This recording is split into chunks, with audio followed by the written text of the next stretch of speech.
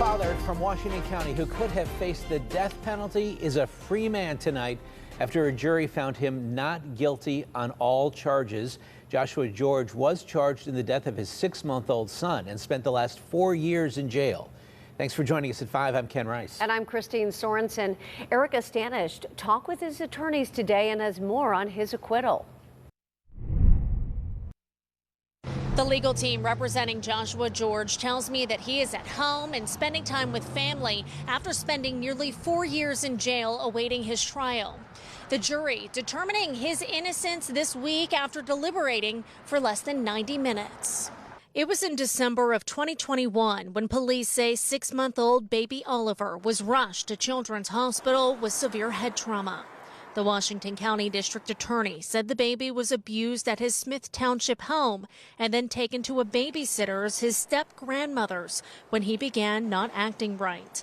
The DA later charging Joshua George in 2022 with criminal homicide. Since the beginning, George and his attorneys maintained his innocence, arguing their client had no involvement in the crime, but rather pointed blame at the infant's babysitter. There were 4 separate times prior to him dying that he was injured in her care. And that's factual. It's just on the record. There's text messages showing that. Stanley Booker says the infant's older sibling took the stand this week and changed her original story.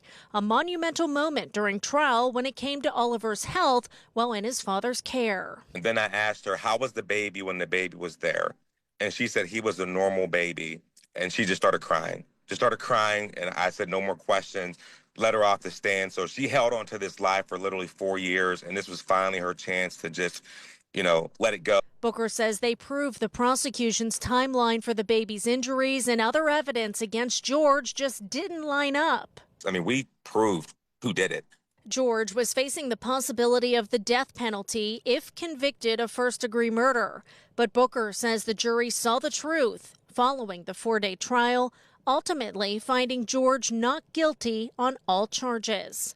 And while their client has been exonerated, they say the true perpetrator remains at large. Well, I mean, we think there's enough here clearly for them to at least investigate it further, at a bare minimum, not simply say that it's closed. That is no justice for Oliver. Booker tells me his client is now working to get his life back on track and returning to his career as a licensed nurse practitioner. Reporting from the Washington County Courthouse, Erica Stanish, KDKA-TV News.